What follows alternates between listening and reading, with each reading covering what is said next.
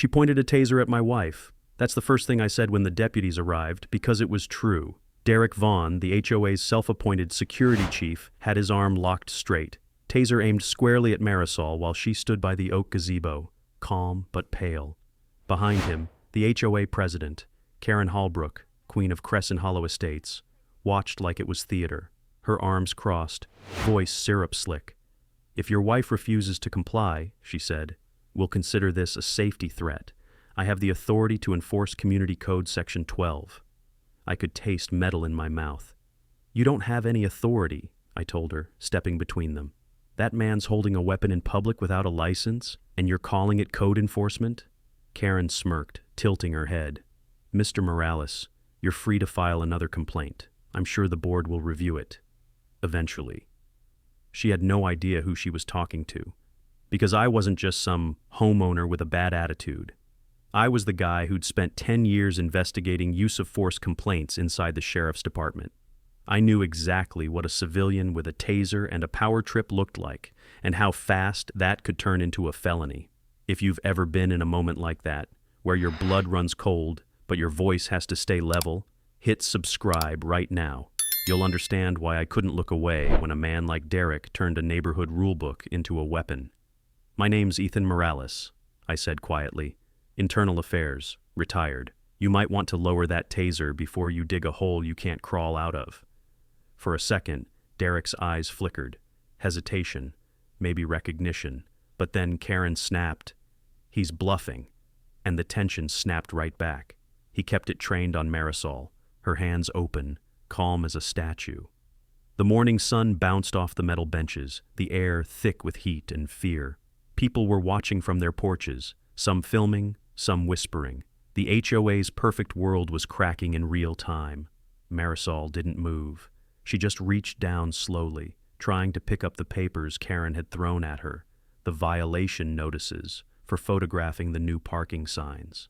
That's when her purse slipped, scattering her things across the concrete: phone, keys, wallet, and the glint of silver that caught Derek's eye. Her badge, it rolled half out, the sunlight hitting the county seal like a flare. Derek froze mid-motion. The taser in his hand stuttered downward. He blinked once, then twice, like his brain had short-circuited. Around us, you could hear a pin drop. Karen's voice cracked. "Is that... Wait, she's..." Marisol looked up, her voice steady. "Detective Morales, Sheriff's Department, you just threatened an officer of the law." That was the moment everything changed. See, this wasn't just about parking tickets or power. Trips.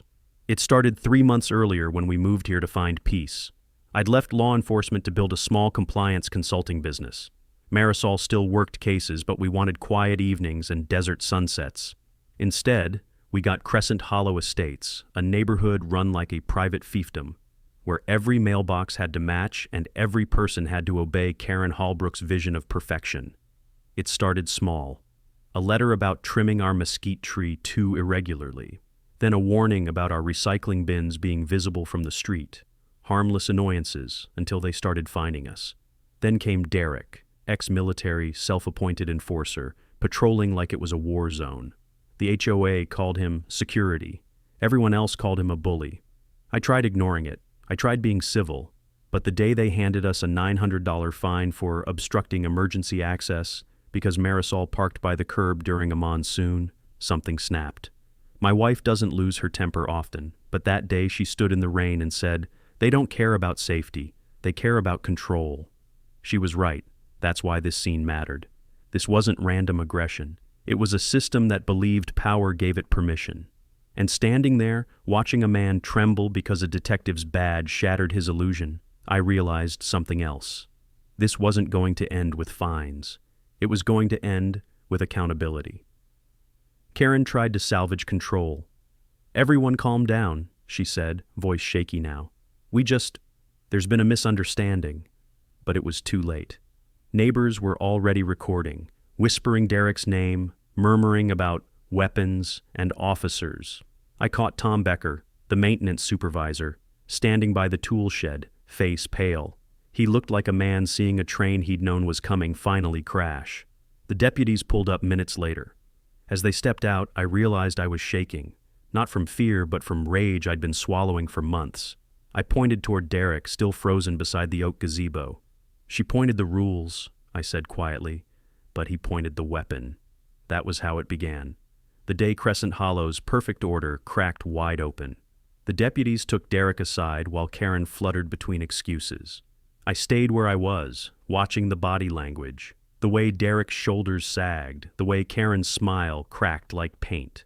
They weren't arrested, not yet, but something irreversible had shifted. The crowd was whispering words like lawsuit and liability. In a neighborhood where gossip spread faster than rain runoff, that was worse than any citation. Marisol gave her statement with quiet professionalism. The badge had that effect. The deputies treated her with respect, even deference. When they left, promising to file a preliminary report, I knew this wasn't over. The HOA would lick its wounds, regroup, and retaliate. They always did. By evening, the whispers had already started. It was just a misunderstanding. They overreacted. Karen's only trying to keep things safe. It's funny. People will believe tyranny is protection as long as it looks organized. Back home, the house felt too quiet. Our front porch light flickered again. Derek had replaced the bulbs with energy-saving ones, part of his supposed safety program. I unscrewed it and tossed it in the trash. "They'll double down," I said. Marisol nodded. "Let them. They don't realize who they're playing with." I opened my laptop at the dining table and began cataloging. Every incident since we moved in, fines, emails, meeting notes, timestamps. My old investigator's instinct kicked in. Meticulous, methodical. The trick wasn't just proving harassment, it was tracing authority. If I could show the HOA overstepped its charter, the county could intervene. And once outside authority got involved, Crescent Hollow's perfect little kingdom would crumble. The victory strategy had to stay clean. No shouting matches, no revenge, just truth, lined up like dominoes. The first thing I noticed was the pattern of timing. Every fine we'd received was issued during after-hours patrols. HOAs aren't allowed to enforce outside business hours unless under formal security contracts. I double-checked. Crescent Hollow had no such contract on record. The security reports all came from Derek himself, signed off by Karen Hallbrook. I leaned back, rubbing my temples. "Their manufacturing authority," I muttered. Marisol poured 2 coffees and set one beside me. "Then expose it," she said. "Just do it your way, not theirs." Her way of saying, stay lawful, stay cold. That night I drafted my first inquiry. Under Arizona's open record statute, any HOA claiming to fund community safety operations had to report expenditures tied to public safety, especially if they used shared funds for equipment. I cited that code precisely. It was muscle memory. The next morning, I drove to the HOA office, a converted townhouse behind the main gate. Its walls were plastered with motivational posters about community pride and neighborly conduct. Karen sat behind a glass desk, a single pearl bracelet glinting as she pretended to type. "Mr. Morales," she said, voice sweet poison. "How can we help you today?" "I need copies of all HOA financial statements for the past 12 months, I replied. "Also, any documentation regarding security-related purchases or contractors." Her smile didn't waver, but her fingers froze. "Those aren't public documents." "They are," I said, sliding the printed statute across the desk. "When they involve pooled community funds or safety claims, they fall under disclosure." Her lips thinned. "I'll consult with our treasurer." "You do that," I said, pocketing the receipt copy of my request. "By law, you've got 5 business days." The silence between us stretched like wire. She hated being cornered by facts. For years, people like her had ruled through intimidation and procedure. I was using her own procedures to unmake her. Walking back to my truck, I caught sight of Tom Becker sweeping near the walkway. His eyes darted up, then down. "You okay, Tom?" I asked. He hesitated. "They said, you might want to watch your cameras." His voice barely above a whisper. "Sometimes things get reset after hours." Then he walked away. Reset. I knew what that meant. Someone had tampered with our security feeds before.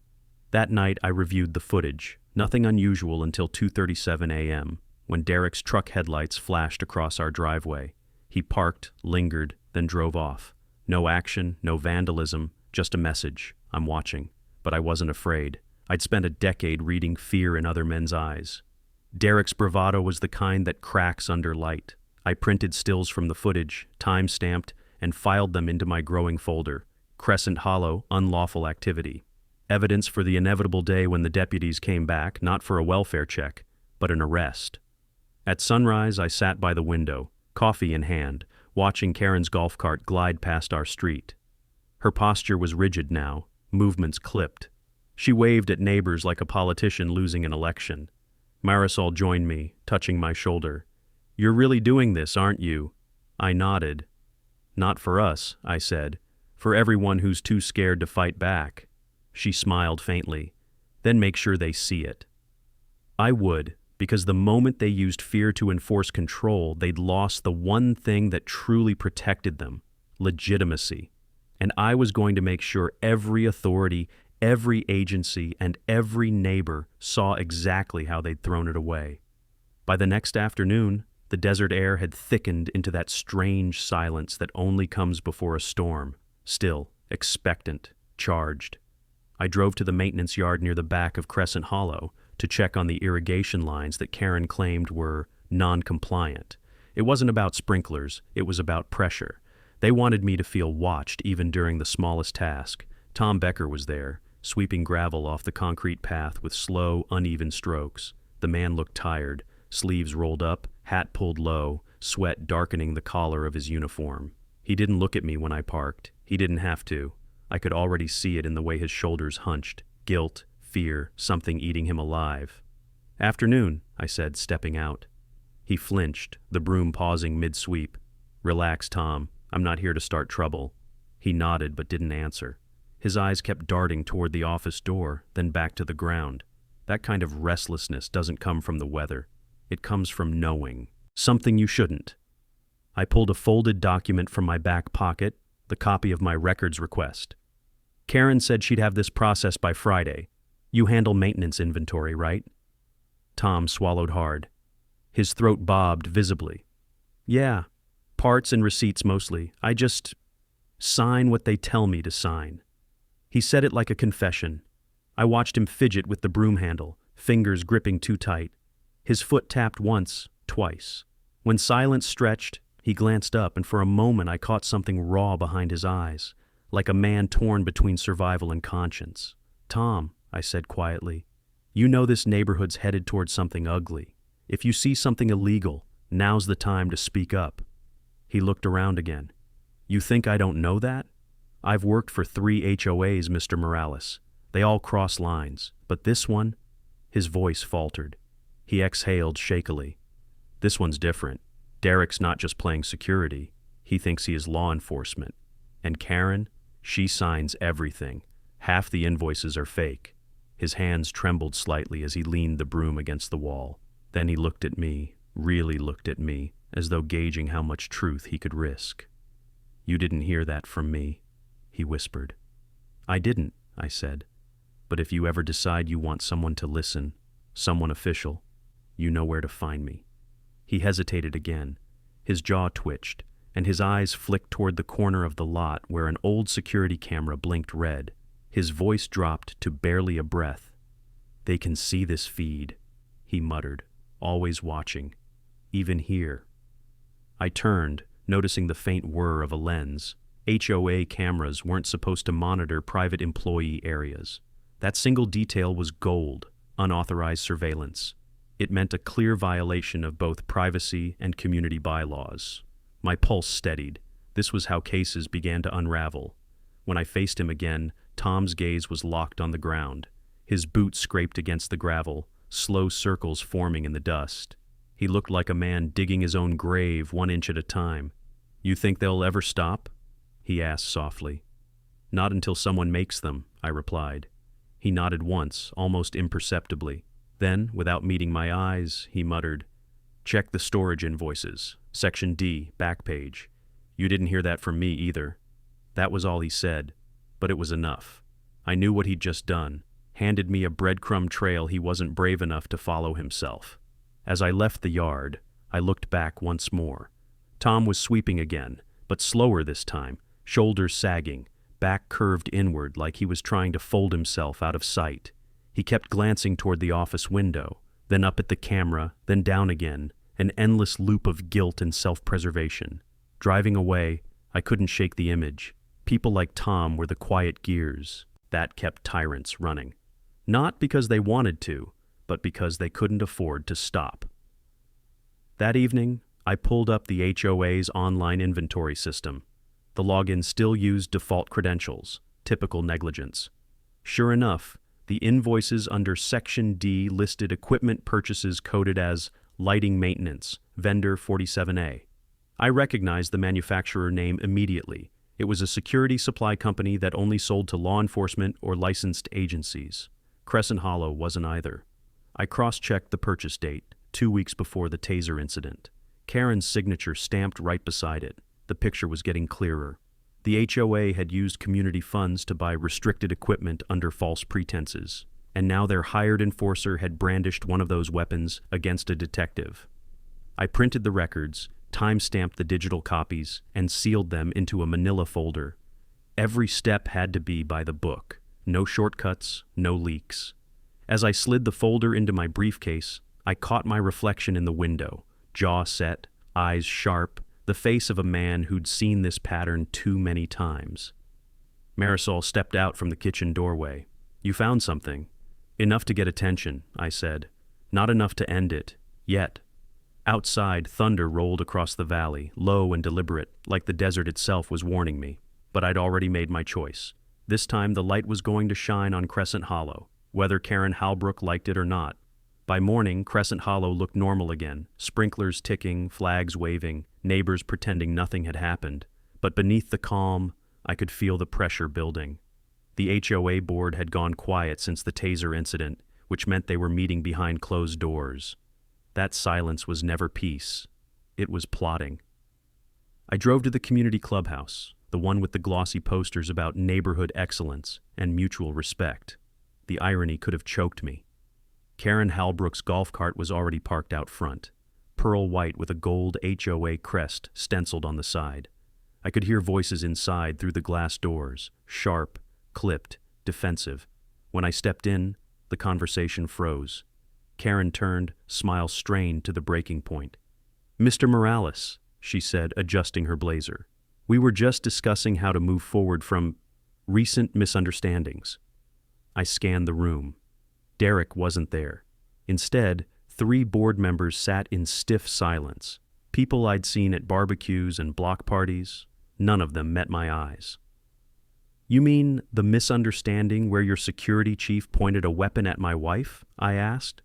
Karen's expression didn't waver, but her fingers tightened around her pen. "We're conducting an internal review. Derek has been suspended pending clarification." "Clarification," I repeated, sitting down opposite her. "He used a taser you bought with community funds." One of the board members shifted uncomfortably. Karen shot her a look that said, "Stay quiet." "I'm here to request the official minutes from all board security meetings over the last 12 months, I continued.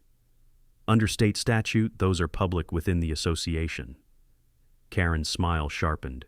"We don't keep security minutes, Mr. Morales. Those discussions were informal." "Then they were illegal," I said flatly. A ripple went through the room. One man cleared his throat but said nothing. The silence said everything. Karen leaned forward, lowering her voice to a silky threat. "You're making this harder than it needs to be. Perhaps it's time you considered whether this community is the right fit for your family." I almost laughed. The veiled eviction tactic, the classic HOA maneuver. "We're not moving," I said. "But you might want to reconsider how long you stay in charge." That did it. Her mask cracked, just for a moment. The pen snapped between her fingers. Then she exhaled through her nose, all composure returning like armor. "Noted," she said. When I stood to leave, the room felt colder. As I passed one of the quieter board members, a woman named Lillian, I caught the faintest whisper, "Be careful." Outside, sunlight poured over the manicured lawns, but it felt sterile, artificial. My phone buzzed. Marisol texting. "You were right. They're retaliating already." Attached was a photo of a new community security alert notice taped to our mailbox. warning residents about ongoing investigations and hostile behavior by certain individuals. Our address circled in red marker. Rage burned through me like static. This wasn't just power, it was targeted humiliation. I drove straight to the county administrative building. The air inside was blessedly cool, the fluorescent kind that hummed with bureaucracy.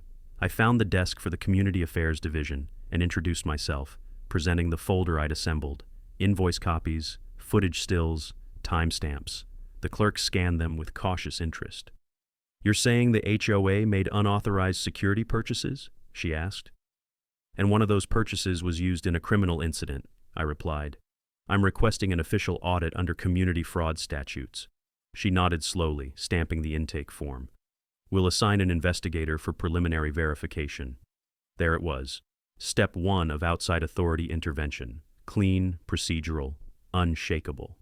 By the time I left, the sun had dropped behind the hills, and Crescent Hollow was awash in that pink-orange glow that makes even false peace look holy. But when I reached our street, I saw Derek's truck parked at the corner again. Not moving, engine off. He sat there in the dark, silhouette rigid behind the windshield, watching. Marisol met me at the door, expression tight. "He's been there an hour," she said. "I called it in. They said unless he steps onto our property, they can't do anything." Of course they couldn't. HOAs thrive in the gray. Too small for criminal law, too big for decency. I turned on our porch light deliberately, the one he'd replaced. The bulb hummed to life, bathing him in pale gold. I wanted him to see my face when I looked back. He didn't flinch. Inside, I added a new note to the file. Ongoing surveillance by HOA-affiliated individual, timestamp 2114. Evidence builds quietly. It doesn't shout. It accumulates like pressure until it breaks the seal. That night, I sent a digital copy of the file to my old contact in the sheriff's auditing division. The subject line was simple: Crescent Hollow, unregistered security operations. The reply came within minutes. "Got it. We'll start digging." I stared at the screen for a long time before closing the laptop. In this kind of war, progress never felt like victory. It felt like tightening a noose, one legal knot at a time. Tomorrow, they'd find out what real accountability looked like. The next morning, I parked outside The Grind, a small coffee shop off the main road, the only place in town where HOA drama didn't echo through the walls. I needed neutral ground, somewhere Karen's control didn't reach. The bell above the door jingled as I stepped in, laptop under my arm, folder tucked tight. The smell of burnt espresso and cinnamon felt like oxygen after weeks of surveillance. I claimed a back booth facing the window. From there, I could see Crescent Hollow's gated entrance in the distance, the guardhouse glinting in the sun. I wasn't hiding. I was preparing. Marisol texted, "Tom's working near the North Fountain today. Says Karen's been on edge since your records request. Be careful." "Always," I replied. I opened my laptop and logged into the county procurement portal. The page loaded with that bland government layout, ugly, slow, and perfect for tracking money. My cursor hovered over the search bar as I entered the HOA's registration number. Then came the results. 3 vendor accounts tagged to Crescent Hollow Maintenance. Only one was real. The other 2 were ghost entries, fake companies with generic emails, both created within the last 6 months, and both were linked to the same IP address. I felt that familiar pulse of adrenaline, the kind that hums in your teeth when the puzzle finally starts to fit. Karen and Derek had built a paper trail so obvious it could only be arrogance. They'd been cycling HOA funds through shell vendors to buy gear, tasers, cameras, patrol uniforms, and disguising them as landscaping expenses. The waitress stopped by with my coffee. "You look like you're about to ruin someone's day," she said lightly. I smiled faintly. Maybe someone's week. While the espresso cooled, I copied every entry and date into my notes, cross-referencing timestamps against Tom's earlier clue. Section D. Invoices. Each fake vendor lined up perfectly with those codes. That was enough to escalate from suspicion to formal misconduct. But I needed one more thing: proof of authorization. HOA boards don't move money without sign-offs. Someone had signed those checks. And if it was Karen, the chain of liability reached the top. I scrolled further, and there it was, a scanned signature line. Karen Halbrook, her perfect cursive loop under the words authorized treasurer signature. Got you. I saved everything to a flash drive, encrypted it, and sent a second copy to my old contact at the sheriff's auditing division. My message was short. Confirmed misuse of funds. HOA Crescent Hollow. Recommend fraud review. When I looked up, Tom was standing outside the cafe window, hands jammed into his pockets. He looked out of place in his maintenance uniform among morning commuters. His shoulders were hunched again, that same weary guilt radiating off him like heat. I waved him in. He hesitated, glancing both ways before pushing through the door. The bell jingled softly. "You shouldn't talk to me here," he said under his breath, sliding into the booth. "Karen's already asking who's been leaking." "I'm not asking you to leak," I said, "just to confirm something."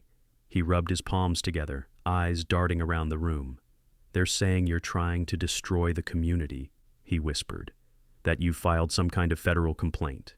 "They're saying that because they know I found something real," I replied. "You told me about Section D. You were right. Those invoices were fake." His face drained of color. "You found proof?" "I did. And the county will soon too." He leaned back, shaking his head. "You don't understand. Karen keeps backups. If they catch wind of this, she'll erase everything." "She won't have time," I said. "It's already out of her hands."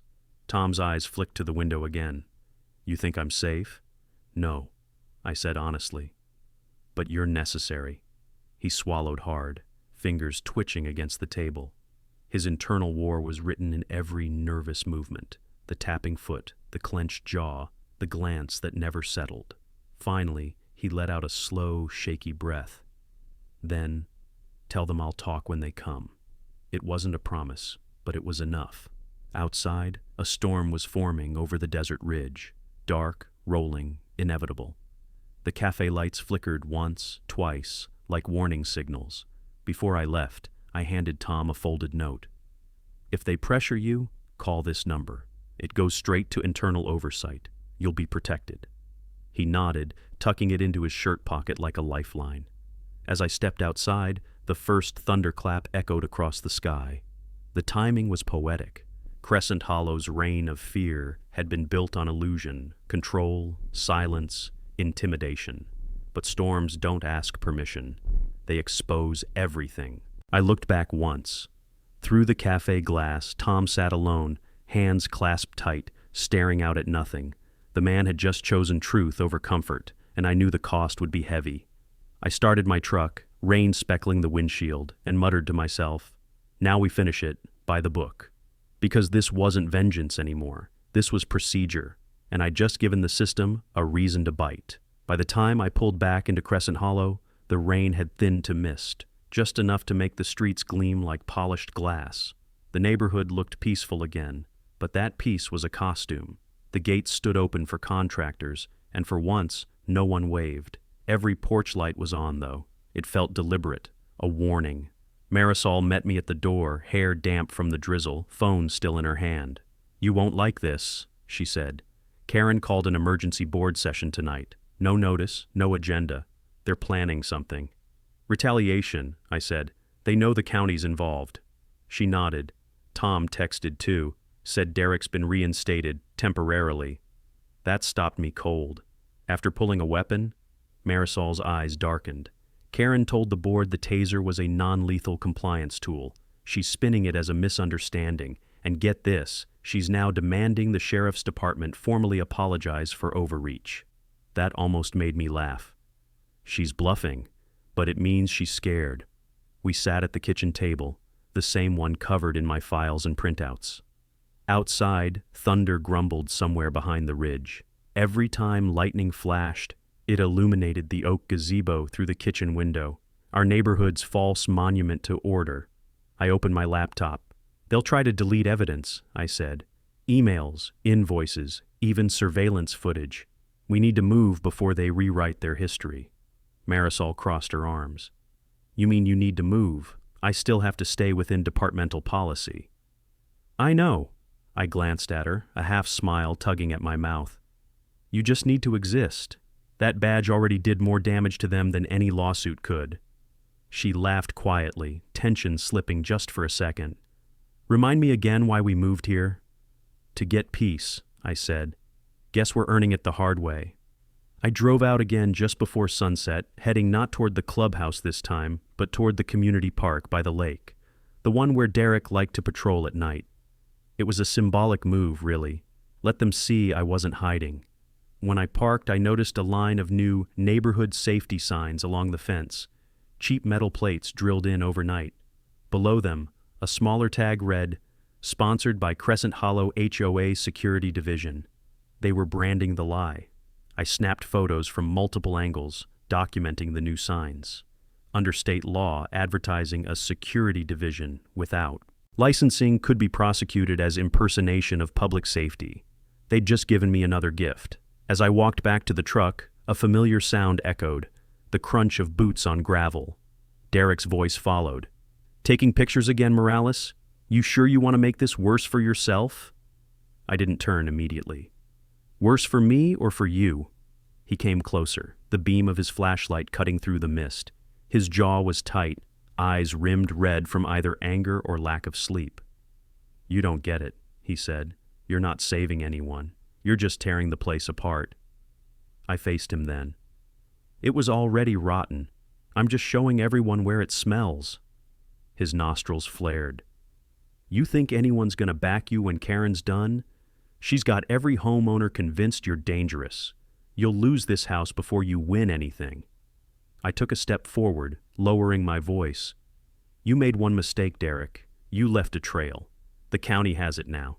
The ghost vendors, the fake invoices, your name on the shipping receipts. You can't talk your way out of a database." For a second, the wind picked up, fluttering the corner of one of the signs. He stared at me like he wanted to swing, but couldn't decide if it was worth it. "You think I'm scared of paperwork?" he asked. "No," I said. "You're scared of losing control." The flashlight shook in his hand. Just a tremor, but enough to tell me everything. Then he turned abruptly and walked away toward his truck. No threats this time, no smugness, just silence. That night, back home, I filed the new photos and drafted another report. Unauthorized signage representing unlicensed security entity. It went straight to the county auditor's office with a CC to community affairs.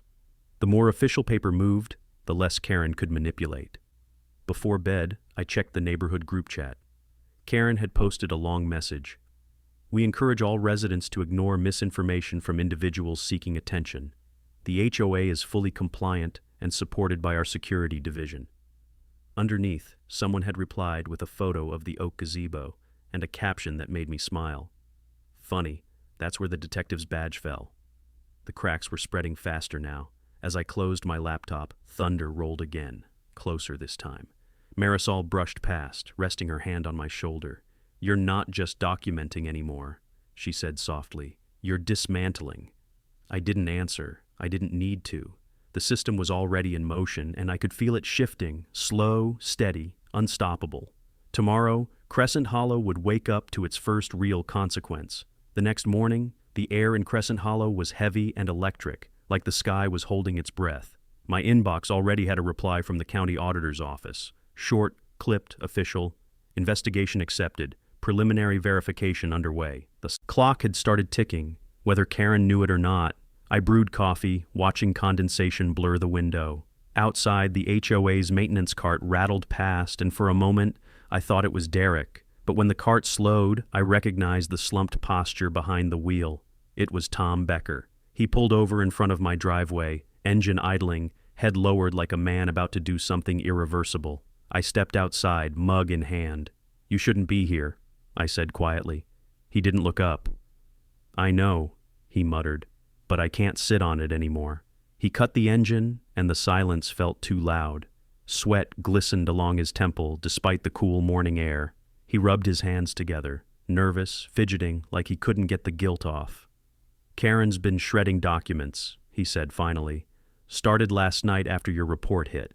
She told Derek to clear the trail, emails, invoices, everything, but she forgot about backups. I'm the one who manages them." I set the mug down on the porch rail, my pulse steadying into something sharp. "How much do you still have?" "All of it." He swallowed. "Invoices, purchase orders, even emails about the Taser shipment. She didn't know our cloud system auto-saves before deletion. That was the break. The one every investigator waits for, the witness who can make everything stick. "Tom," I said, "you're about to become the most important man in this neighborhood, but you have to do this right. No leaks, no shortcuts. You hand that evidence directly to the county, not to me." He nodded, but the motion was jerky, uneasy. "I already made a copy," he said, glancing over his shoulder. "On a flash drive. I didn't know who to trust. If they find out I did it..." His voice cracked. "I've got a wife in Tucson, 2 kids. Karen said if anyone talks, she'll make sure they lose their housing privileges. She can't actually do that, can she?" "Not legally," I said, "but she'll try." He pressed the flash drive into my hand anyway. His fingers trembled so hard it clinked against my ring. "You're the only one I think might actually use this for the right reason." I stared at it, the tiny piece of plastic that could unravel months of intimidation. "You just handed me evidence of financial fraud and criminal misuse," I said. "That makes you a whistleblower, Tom. You know what that means?" He managed a hollow smile. "Yeah. It means my life's about to get very complicated." We sat on the porch steps while he explained everything. Karen had rerouted HOA payments through 2 fake companies registered under Derek's cousin's name. She'd used those to buy surveillance equipment, tasers, and community uniforms, all under the guise of infrastructure improvement. She'd even drafted fake inspection reports to justify the spending. But the worst part wasn't financial, it was psychological. Tom had seen the emails where she mocked homeowners behind their backs, calling them sheep, liabilities, and easy to intimidate. There was one line that stuck with him: "They'll follow anyone who sounds like authority, especially if he carries a badge." That was why she'd kept Derek close, because he looked the part. "Why tell me now?" I asked. He rubbed his hands together again, staring down at the concrete. "Because I watched her do it. She told me to delete everything after midnight. I sat there pretending to hit delete, but I couldn't. I kept thinking about what she'd done to your wife. The look on her face when that taser came up..." He trailed off, shaking his head. It wasn't right. The emotion hit me harder than I expected. There's something about seeing a man choke on his conscience that never gets easier. "You did the right thing," I said quietly. He nodded again, this time slower, more deliberate. "You'll make sure this gets to the right people?" "I will," I said, "and I'll make sure your name stays clean in the report." He let out a breath like he'd been holding it for weeks. "Then I guess it's out of my hands now." Before he left, he looked at me once more, eyes red, voice low. "When this breaks, don't let her twist it. Don't let her make me the villain." "You won't be," I said. "The only villains left are the ones still pretending to be in charge." He nodded, climbed back into the cart, and drove off down the street, the electric motor whining softly as it disappeared behind the hedges. I turned the flash drive over in my palm, sunlight glinting off its silver edge. Evidence, truth, salvation, all in 1 inch of plastic. Inside, Marisol watched from the window. "You got something," she said. I held it up. Enough to end them. The oak gazebo stood silent in the distance, casting a long shadow across the manicured lawn. For the first time since we moved here, it didn't look like a monument. It looked like a stage, and I was finally ready to pull back the curtain. I spent the rest of that day at my office downtown, a converted corner of an old insurance building that still smelled faintly of paper and ink. Rain streaked the windows, soft enough to muffle the city noise but steady enough to make the air feel heavy. I laid everything out on the desk: Tom's flash drive, the invoice records, the HOA's fake vendor profiles, and the county's confirmation email. Every piece had to fit cleanly before I handed it over. Marisol had offered to help, but I told her no. The less she touched this, the safer her badge stayed. The department couldn't risk a conflict of interest, and she couldn't risk being accused of bias. This had to be mine alone. I slid the flash drive into my laptop and opened the files. Hundreds of PDFs filled the screen. Receipts, fake invoices, emails between Karen and Derek. Each message told a story of corruption disguised as order. Ensure patrols are more visible this week. Homeowners feel safer when they see a uniform. If anyone questions the purchases, just say it's lighting upgrades.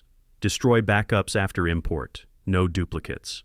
That last line hit like a hammer. Karen had been cautious but not careful enough to realize digital backups are never really gone. Tom hadn't just preserved evidence, he'd preserved intent. And intent was the line between administrative violation and criminal fraud. I opened a clean report template, the kind I used to write when I was still in internal affairs. Each section had a rhythm to it: findings, supporting evidence, corroboration, impact. The goal was always the same: build something so clean, so methodical, that even the most arrogant lawyer couldn't wriggle out. By noon, I had the skeleton of a report. I called my contact at the sheriff's auditing division, Lieutenant Rhodes, an old colleague with a voice like gravel and a memory sharper than mine. "Tell me you've got something real," he said. "Better," I answered. "I've got a pattern." He whistled low. "How bad?" "2 shell vendors, unregistered security equipment, falsified purchases, and digital proof of concealment. You tell me." He didn't hesitate. "We'll need it filed formally. Community Affairs will want to cross-check before escalation. You ready for that heat?" I looked at the stack of documents on my desk, every page proof that Crescent Hollow's perfect image was about to burn. "I've been ready since the day he aimed that taser at my wife." "Then send it through the secure channel," Rhodes said. "We'll take it from there." I hung up and leaned back, rubbing the bridge of my nose. My reflection stared back at me from the dark screen, a man who'd spent his career chasing accountability, only to find it festering in his own backyard. When the report was finished, I encrypted the files and uploaded them to the county portal. The confirmation message appeared in seconds. "Submission received. Fraud and Oversight Division. Case ID C48173. Outside, thunder rolled over the city. By evening, I drove back to Crescent Hollow. The streets were slick, the lamps reflecting in small puddles like fractured glass. As I passed the oak gazebo, I noticed something strange. Karen's golf cart parked nearby, engine still running. She was standing under the awning, phone pressed to her ear, voice low and sharp. I couldn't hear everything, but one phrase cut through the rain. "If he goes public, we'll bury him in counterclaims." I didn't stop. I didn't need to. By morning, the county's oversight team would already have the data. When I pulled into our driveway, Marisol met me with that knowing look only a detective's wife could have. "You sent it?" she asked. "It's done." "Then it's not your move anymore," she said softly. "Exactly." Inside, I poured myself a coffee and stared out the window. Across the street, Tom's house was dark. He'd gone silent after our meeting, probably keeping his head down. Smart man. But fear always filled the gaps before justice arrived. A notification pinged on my phone. A message from an unknown number. "You really think the county scares us? This is our neighborhood, Morales. You're just a guest." No name, but I didn't need one. Derek's phrasing was as subtle as his patrols. I took a screenshot and added it to the report's supplemental log. Everything had to be documented. Every threat, every attempt at intimidation. As the clock crept past midnight, I stepped outside for air. The rain had stopped, leaving only the smell of wet earth and ozone. The community looked peaceful again, like it always did right before something broke. I looked toward the gazebo, the heart of their little empire, and felt something calm settle over me. I wasn't angry anymore, just focused. They thought this was about noise complaints and fines. They thought power meant permanence. But I'd been in enough investigations to know, when outside authority starts moving, it doesn't stop. Tomorrow, they'd see what that meant. By sunrise, the rain had burned off, leaving Crescent Hollow coated in a deceptive calm. The HOA's bulletin board gleamed under the morning light, its laminated rules swaying in the breeze like gospel. Today, though, the rules weren't theirs anymore. They were mine to expose. I'd called a special homeowners meeting under the association's own bylaws. According to Section 3.7, any resident could petition a session if 10 signatures supported it. I'd gathered 30. Karen couldn't cancel it without violating the charter she worshipped. The meeting was scheduled for 7 p.m. in the community clubhouse, that polished theater of compliance where she'd humiliated half the neighborhood. Tonight, she'd face something she couldn't fine or silence. Truth. Marisol watched me prepare the documents at our kitchen counter. "You really think she'll show?" she asked. "Oh, she'll show," I said, sliding the printed spreadsheets into a folder. "People like Karen can't resist defending their throne." By noon, word had spread. Neighbors I barely knew stopped me near the mailbox or while jogging, whispering versions of the same thing. We're with you. Fear had shifted to curiosity, and curiosity was contagious. Even Tom texted, "I'll come tonight. I've got the original files in case anyone doubts you." That message told me everything I needed to know. The tide had turned. As dusk approached, I drove to the clubhouse early. The air smelled like dust and static, the kind of dryness that comes before confrontation. Inside, folding chairs lined the glossy floor, the flag in the corner slightly tilted. Karen was already there, clipboard in hand, lips pressed tight in a smile that didn't reach her eyes. Derek stood near the back, arms folded, his security badge shining under the fluorescent lights. "Mr. Morales," Karen greeted, voice sweetened with venom. "I hope this isn't another attempt at drama. The community's tired of your accusations." "Not accusations," I said. "Facts. And they're all documented." I set my folder on the podium. The murmur in the room grew. Around 20 homeowners had gathered, their faces a mixture of anticipation and quiet rebellion. You could almost hear the collective thought forming. Maybe he's right. I began calmly. 3 months ago, this board claimed to create a security division to protect the community. What they didn't tell you is that division doesn't legally exist. They used your dues to fund it, purchasing restricted equipment and filing false invoices to hide it. Karen tried to interrupt. "That's outrageous." I raised a hand. "Here's your signature." The screen behind me lit up with the slide I'd prepared, her signed authorization beside a vendor record tied to Derek's cousin's business. Gasps rippled through the crowd. Derek's jaw clenched, his face going pale. "This," I continued, "isn't about rules or aesthetics. It's about power and money. Over $14,000 diverted into unregistered purchases, all justified as lighting maintenance. And when one of those items, a taser, was pointed at my wife, the illusion of authority collapsed." Karen's mask cracked again. "Those were community-approved expenses, safety enhancements." "Then why were they filed through shell vendors?" I asked. "Why did your maintenance supervisor have to come forward to save the evidence before you shredded it?" All eyes turned toward Tom, who stood near the back, face tight with nerves. He swallowed hard, then stepped forward. "She told me to delete everything," he said, voice shaking. "Said it was just cleanup, nothing serious. But I saw the invoices, knew what they were buying. I couldn't pretend anymore." The silence that followed was electric. Even the air conditioner seemed to stop humming. Karen's face flushed red. "This is slander," she hissed. "You'll all regret." But she never finished. The door at the rear opened, and 2 county auditors walked in, badges visible, expressions neutral. One of them nodded to me. "Mr. Morales, we received your submissions. Mind if we sit in?" Karen froze, the clipboard slipping from her hand. Derek stepped back instinctively, his composure disintegrating. "By all means," I said, stepping aside. "This is public record now." The auditors took seats near the front, pulling out their notepads as the room erupted in whispers. Karen tried to regain her voice, but it came out brittle. "This meeting is adjourned until further notice." "Not according to the bylaws," I said evenly. "Residents called it. Residents decide when it ends." The vote happened right then, impromptu but unanimous. Motion to suspend the current board pending investigation. Karen's gavel came down weakly once before someone took it from her hand. For the first time since moving here, I saw Crescent Hollow breathe. Outside, the sky was purple-black, streaked with lightning that flickered across the hills. Tom lingered near the door afterward, shoulders trembling, but lighter somehow. "It's over, right?" he asked. "Almost," I said. "Now it's in the county's hands." He nodded, glancing back at the clubhouse where Karen sat alone, surrounded by the paperwork that had just betrayed her. For a long time, neither of us spoke.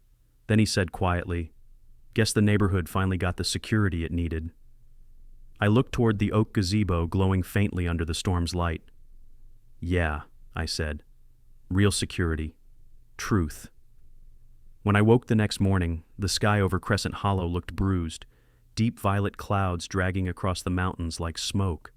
The neighborhood was silent, except for the faint buzz of sprinklers and the echo of something broken beneath the calm. The board had been suspended, but no one celebrated yet. That kind of victory takes time to settle in. Marisol was already dressed for work, coffee in hand, her badge clipped to her belt. They came for Derek last night, she said. Picked him up at 2 a.m. county warrant, fraud and impersonation of security personnel. I sat up, rubbing my eyes. So, it's official, she nodded. And it's not just him. The auditors found discrepancies in the HOA's reserve accounts. Karen's next. That hit harder than I expected. It wasn't joy. It was relief, the kind that sits deep in the chest after months of holding your breath. How soon? Today, she said, but she doesn't know yet. They're waiting to serve her at the HOA office. I looked out the window toward the oak gazebo. Even from here, I could see Karen's white golf cart parked beside it. She was still pretending to be in charge, still greeting neighbors like nothing had changed. That's what power does. It lies to itself until the paperwork proves otherwise.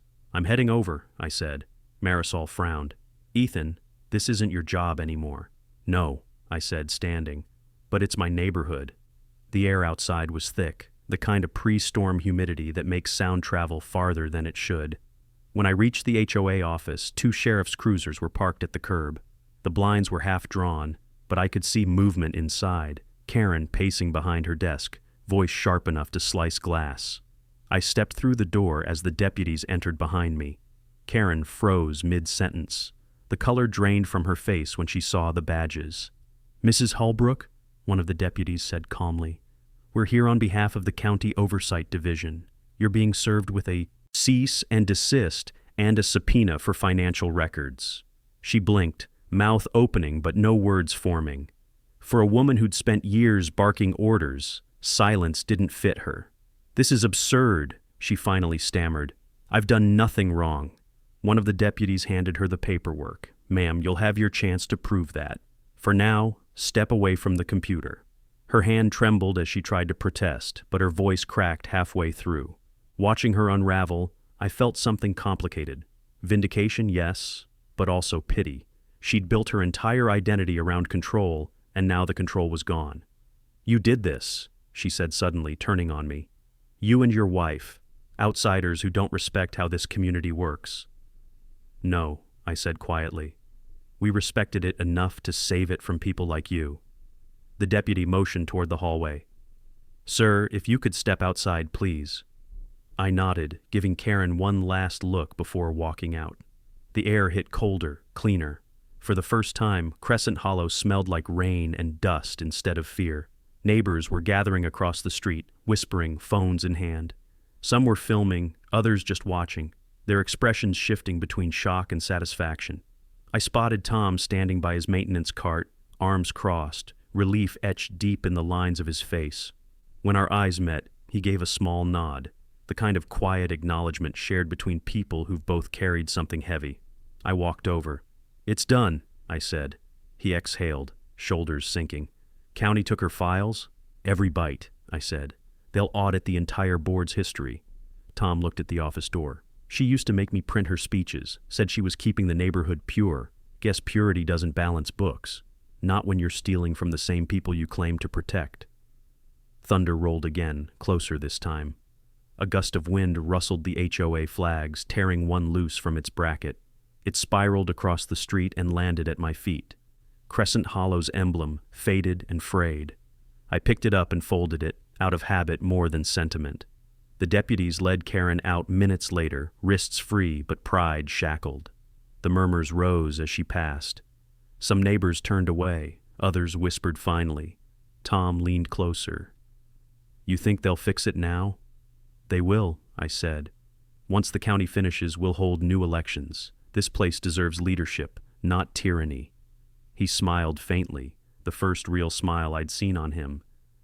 You're staying then? Yeah, I said. We built something here. Might as well see what it looks like when it's honest. He nodded, watching the cruisers pull away. Guess it's your turn to make the rules. Not rules, I said. Boundaries. There's a difference. As I turned back toward the gazebo, I could see Marisol's car, pulling in. She stepped out, rain beginning to fall again, droplets cutting through the light. It's over? She asked. Almost, I said. Now we rebuild. The thunder cracked above us, and for once it sounded like applause. The storm rolled through overnight, but when morning came, Crescent Hollow didn't feel washed clean. It felt exposed. The HOA flags had been taken down, the gold-lettered President Halbrook placard removed from the clubhouse wall. But the real cleansing was still to come. Tonight, the county oversight team would hold an open community hearing at the Oak Gazebo, and every resident was invited. By evening, the air buzzed with anticipation. Cars lined both sides of the main road, headlights slicing through the twilight. Neighbors who had spent years pretending not to see each other's misery now stood shoulder to shoulder, waiting. For the first time, Crescent Hollow looked united, not by fear, but by outrage. The gazebo's hanging lanterns flickered against the dusk as the county officials set up their microphones. A folding table sat at the front, stacked with binders labeled HOA Financial Review. Behind it, I could see Marisol talking quietly with one of the auditors. She caught my eye and gave a subtle nod, steady, proud. Karen Halbrook arrived 10 minutes late. She wasn't wearing pearls tonight. No clipboard, no blazer. Just that forced smile and the brittle arrogance of someone who still thought charm could rewrite truth. She climbed the gazebo steps as whispers rippled through the crowd. "Ladies and gentlemen," she began, voice sharp but trembling beneath the polish. "This meeting is unnecessary. The board acted in good faith to protect our neighborhood. Mr. Morales' accusations are nothing but exaggerations, designed to what?" I said from the crowd. My voice carried easily in the humid air. Heads turned, a wave of attention swinging toward me. "Expose the truth?" Karen's jaw tightened. "You've disrupted this community enough." I stepped forward, the county official motioning for calm. If transparency is disruption, then maybe this community needed a little chaos. Laughter rippled softly through the neighbors. Even Tom, standing near the back, cracked a grin. The lead auditor, a woman in a gray suit, adjusted her microphone. "Mrs. Halbrook, our investigation found multiple unauthorized expenditures from the association's account, totaling $14,237. Several invoices were falsified and signed by you. Would you like to respond before this is entered into public record?" Karen's face drained of color. "Those were approved improvements, lighting upgrades, security systems." The auditor flipped open a binder. One of those security systems was a taser. Another was a surveillance package intended for law enforcement. Neither is covered under HOA authority. Gasps echoed through the crowd. A few neighbors murmured, "She used our money for that?"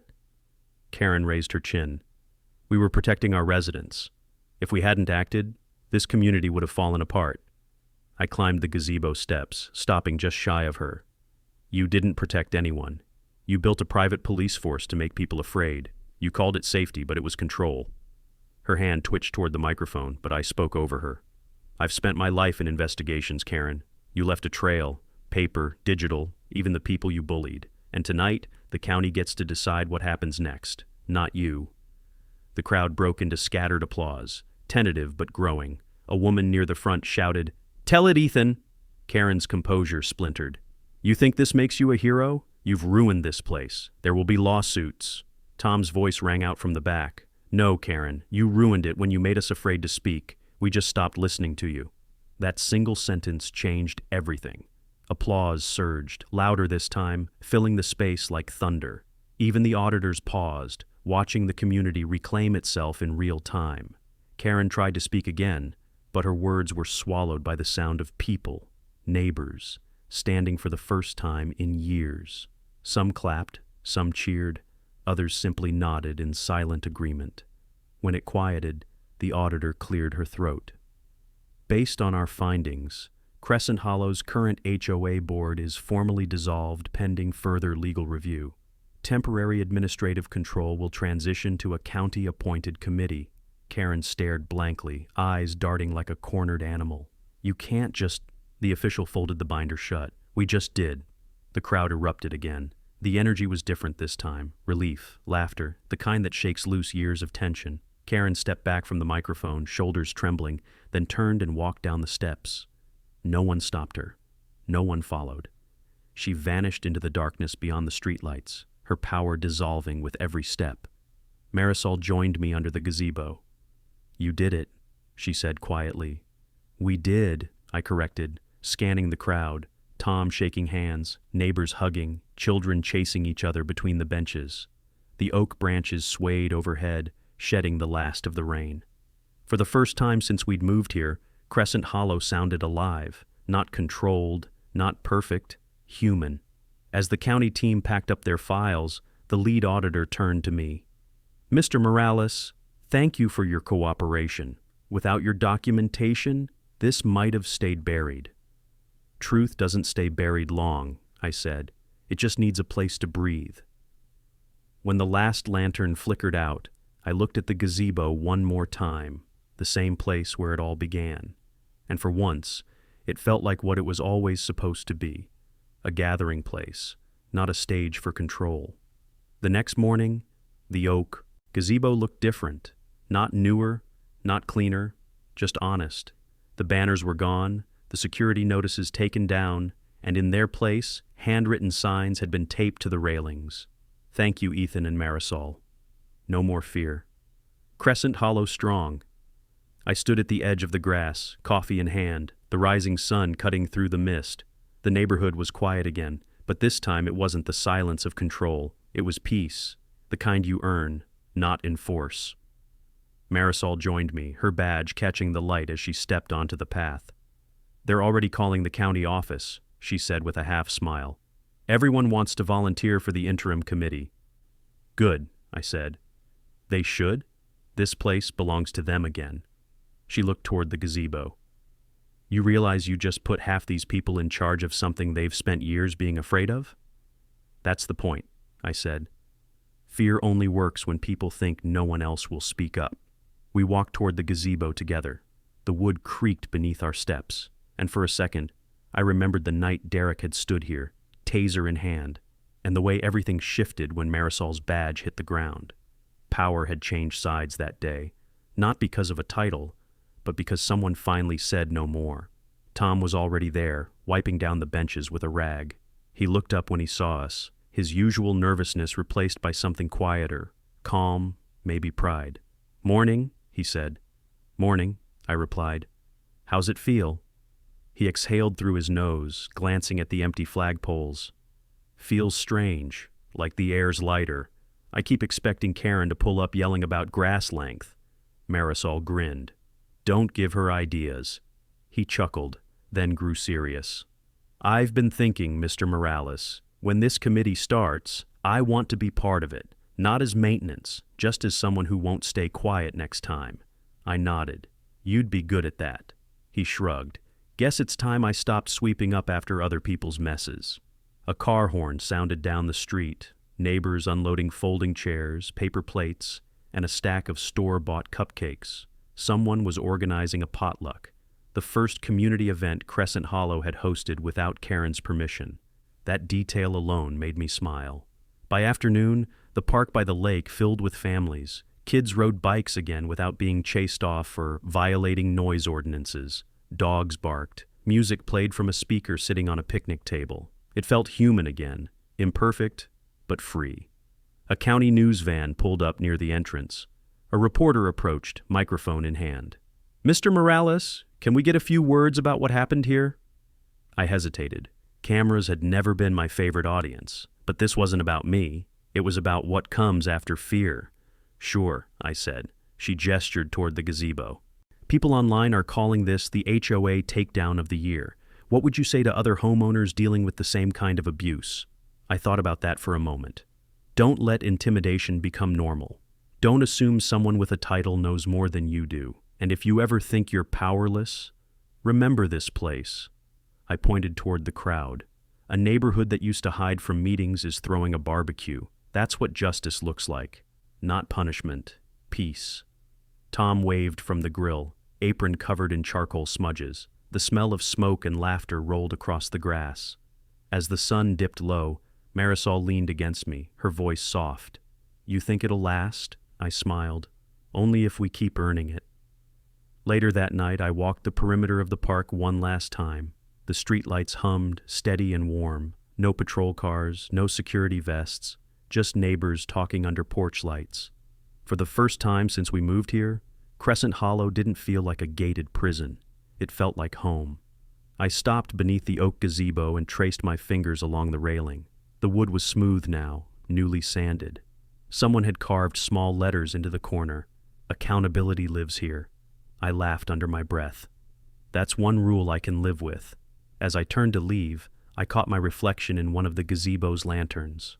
Older, tired, but finally unburdened.